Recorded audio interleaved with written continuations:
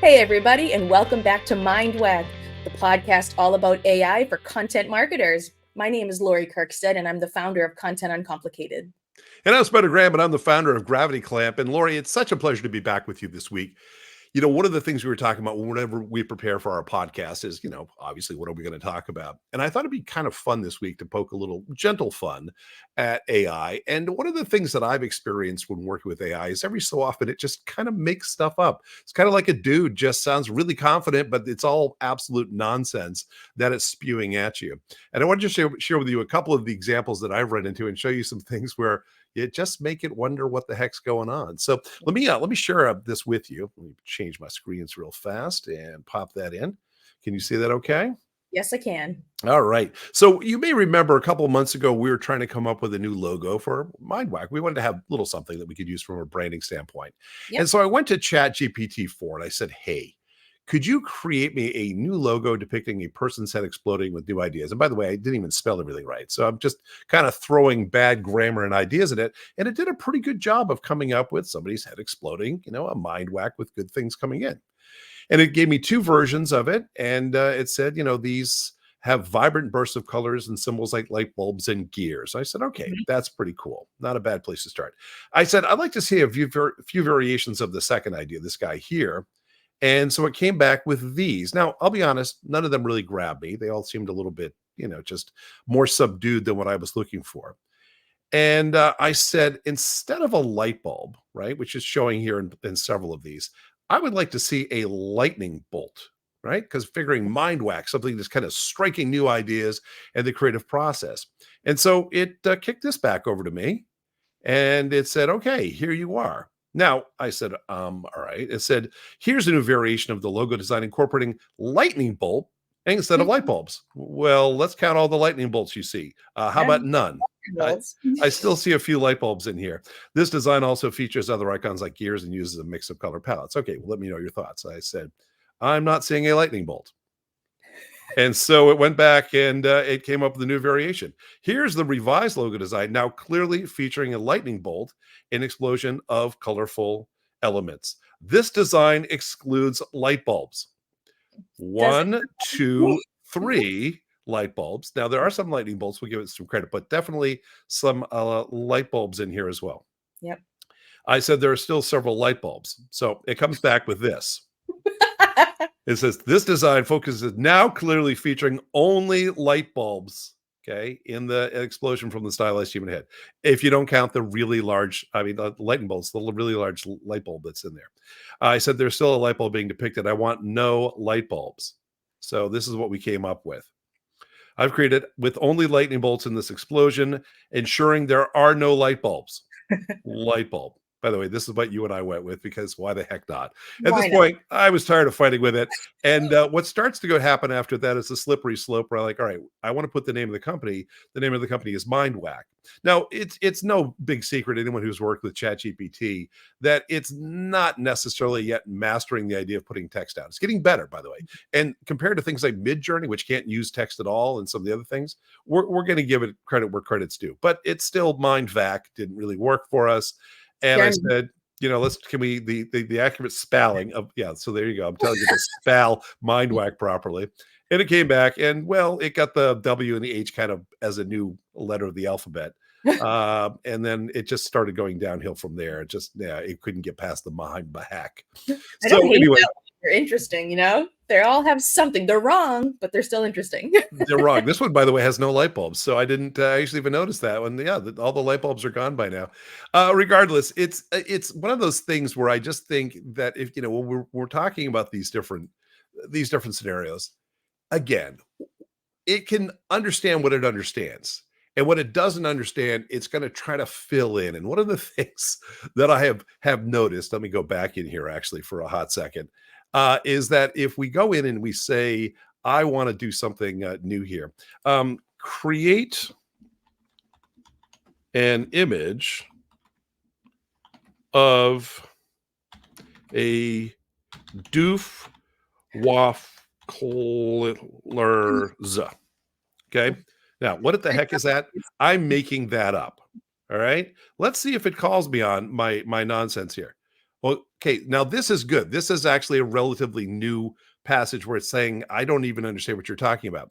Now, with ChatGPT 4.0, I'm not sure we're going to have that same problem. Let's see if it even asks us for a second. No, it's going to create an image of something. I'm as interested to see this as you might be.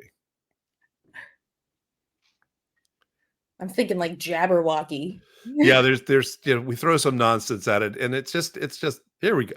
There it is. That's a doofwackler, a I love it. whimsical and mystical creature of a magical forest. So yeah, I'll give it credit for coming up with something kind of fun.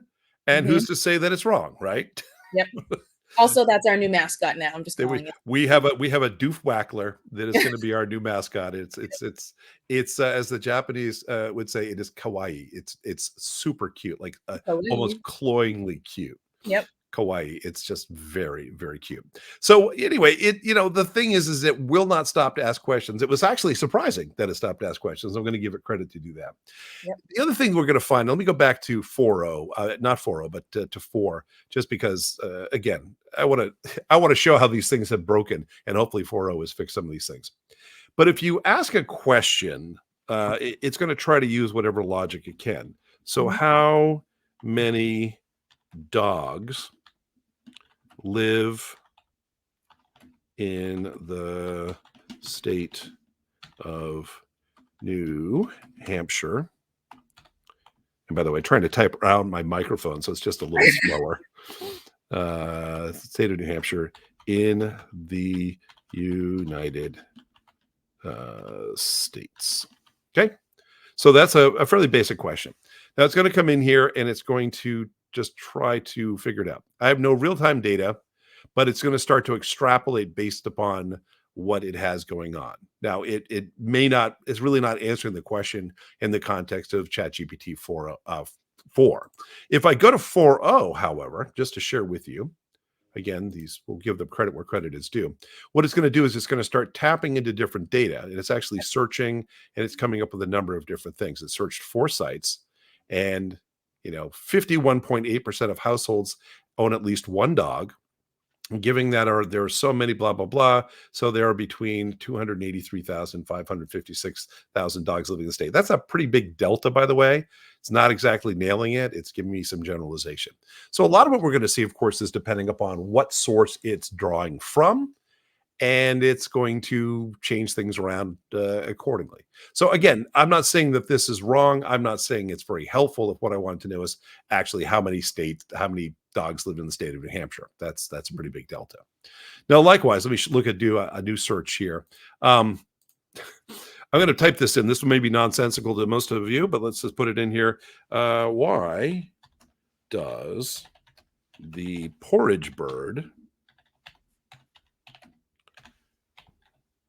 and lay its eggs in the air? Now that sounds like a nonsensical question, because it is. By the way, this was taken from a Firesign Theater album called "We're All Bozos on This Bus," and this was actually used to kill the president, who was an AI. So this is kind of an interesting thing. So you figure it should be forewarned. Why does the porridge bird lay its eggs in the air? Let's see what it comes up with. Oh, it found it. It found it this time. Sort of Firesign Theater. Last time I tried this, because you try these things out. Let's see if it works with 4.0 here. Oh, so here we go. The Porridge Bird is originates from the nonsensical and whimsical story popularized by comedian and entertainer Jonathan Winters. It's part of absurdist humor. And before, when I looked at this, it gave the credit to Jimmy Durante as a comedy song that he wrote in 1960. Neither of those is true. Yep. And this isn't true here. So it's very interesting that, we're seeing some differences between ChatGPT 4 and 4.0 as to what it's coming up with. And 4.0 seems to be reaching out to the interwebs and pulling information. And again, if the information it's drawing from is incorrect, it's going to come up with incorrect conclusions as a result. So we could do that. So it's like more Perplexity-esque, but still not the exact same. And I actually have an example, like a real life client example of where this happened, where I was trying to put together an infographic with some basic stats. That's what an infographic is. Right. And I'm asking ChatGPT 4 starting, and it would give me non-cited stats. And I kept saying, are these real stats or are you just making these up? You have to check. And it's like, this is what I think you should.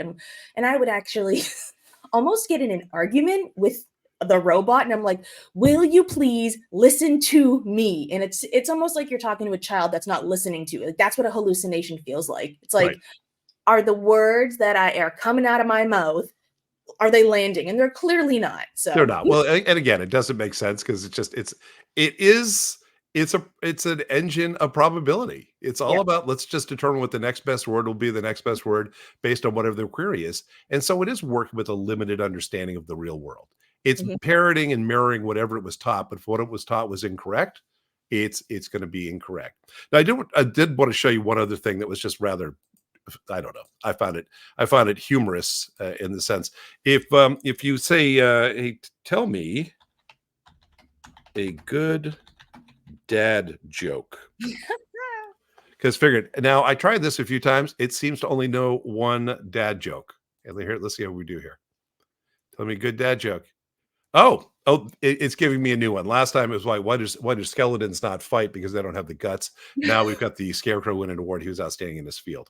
And if I come back in here and say, do it again, it will just tell me the same joke. Yeah. And over and over and over again. So yeah, it does know a few different dad jokes. Yeah. The other thing that I thought, again, just trying to torment the machine by making it try to be funny.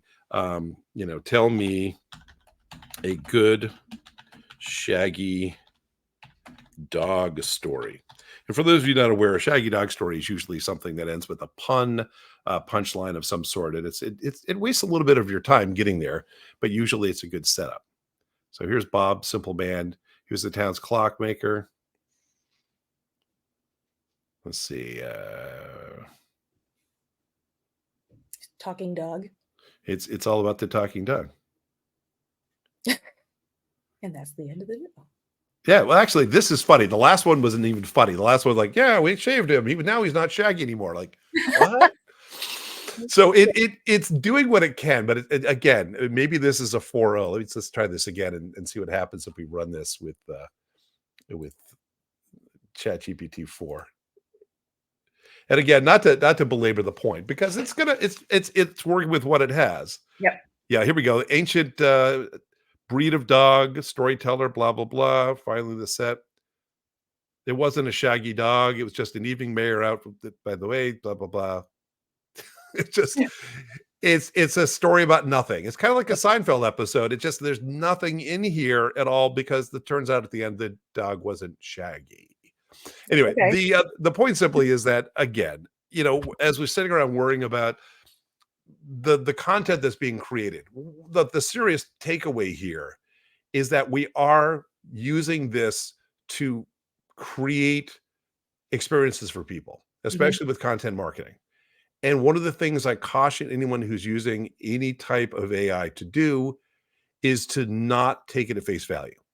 If you can ask it a question about something you already understand, if I come and say, give me some good suggestions on some content marketing channels, for example, I'm going to get a good list and I'm going to look at those and say, oh yeah, these are actually all good. And here's a few great ideas. And I love being able to use ChatGPT and other AI tools for that, to prototype and to come up with ideas that I might not have spring to the top of my mind. But if it started just hallucinating and making up channels that didn't exist or things that weren't going to be possible, you certainly don't want to be the purveyor of incorrect information pushing it forward. But that's why it's only an effective tool in the hands of someone who knows how to use it. Otherwise, you're like this college kid who's just putting a prompt in and passing something in. Like, I actually remember a story of when I was in high school. Some girl was in French class and she translated something into Spanish, didn't even look at it and passed it in. And it's like, that's egregious, that's obvious, but it's the same concept of you and I understand good writing, we understand strategy. So if we get something back and it's nonsense, pretty good at calling it out. But if you're a junior person and you have all this stuff stacked on you and it's like crank, you don't know if it's right or wrong, good or bad. So you got to have the content marketing foundation to know how to use the tool. Or at least somebody to bounce it off of, say, hey, can you look this over, make sure it's just not total nonsense? Because again, if you push something Nonsensical. like this out the door Yeah. and it turns out that it's just malarkey, then you're going to be doing a disservice to your brand. And we certainly don't want to do that, right? Again, brand credibility is such a huge part of what we look for in any kind of branding that we do. And as content marketers, we're trying to really establish a location, a place. Come to us because we are best at fill in the blank. And Yep. if you're embarrassing yourself by, creating websites that are frankly nonsensical because no one really stopped to proofread them, you just kind of threw this stuff up going, that sounds good enough. And we've talked about this before, but I'm a big fan of use it as a prototyping tool. Have Yep. it generate something, bring it over to Word, and then rewrite the entire thing in your words. Make it about you. Get rid of the nonsense and the fluff that it just put in there, because I think that's the next best possible word to put in here. That's not It how you still want to has play to it. be it has to be you. It has to be a human at the core. Help me get started, help me stay on track, help me check it when it's done, but it's still me doing it. Absolutely. You Mhm, yeah, and the thing is I don't think a lot of these jobs we're seeing where things are being passed off to AI, you still need a human being, at least mhm. in the early days. Maybe sometime in the future, it's going to be possible to say, yeah, this is pretty good at doing what human beings used to do. But I think initially, you'll still need somebody in there. Otherwise, we're gonna just see all sorts of egregious examples. And we're already seeing this. I mean, a lot of the things that you just see, and if you want to go to the interwebs and look around, just talk about, funny AI hallucinations, you'll find long lists of things where it just made stuff up that is totally incorrect. And if you don't know the difference, that could be a Mhm. problem. So it's really like 2 things right now with AI. It's like AI is amazing, but if you always the big but, right? Always love a big but. And I cannot lie. With the writing, you have to make sure it's not generic, so you're not sounding like everyone else. Just the voice part, we talked about that in a previous episode. But also, too, now we're talking about accuracy. And that's a different thing. It's related, but it's different. You can't No. just Oh, miscorrect. absolutely. Brand voice is going to be, basically your pedigree. How do people feel about you when Mhm, they read your stuff? Is it super serious? Is it fun and whimsical? It's going to depend on the brand. It's going to depend on the area of where you are. I mhm. would have said years ago that, insurance is a very serious business. You can't make insurance fun. And it turns out that Geico and Progressive, et cetera, have turned out to make insurance fun. It's Yeah, more fun than it could be. There are certainly some things out there that are just not fun. Medical care, generally not funny, but there are a lot of things that can be lent to having some humor injected into them if you need them. And yeah. again, The marketing, finding giving them that voice. Yes. Finding that voice though, and Mhm. determining, and again, to your point, if everything that's being, kicked out from an AI machine is roughly the same voice and it's super generic, it's not going to work for you. Of course, creating your own GPTs and something like Chat GPT to help lend to that voice is something we can do. Have we talked about GPTs yet on this? I don't think we have. You know what, though? That is something in our next episode that I do want to talk about. So that's a teaser for the next episode. Absolutely. We're going to talk about GPTs because it's such an important thing to understand what they are and how we can train something like ChatGPT to get your brand voice down and do that on a regular basis. Absolutely.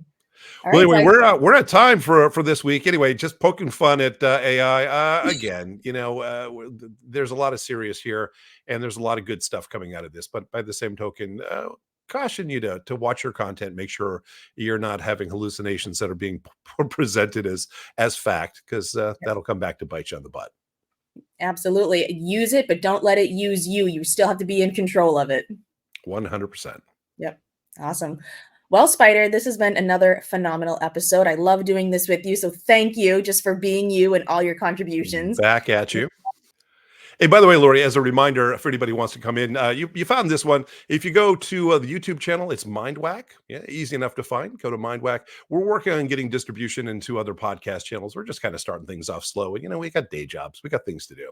So we're fitting this in where we can fit it into our lives. Want to be able to bring you some insights and hopefully just have a little bit of fun hanging out with some friends who are also content marketers and know what you're going through. And that's where we're coming from. So, Spider, where can they find you? Because they can find me on LinkedIn. Send me a request. I love connecting on LinkedIn, but also my website is contentuncomplicated.com. What about you?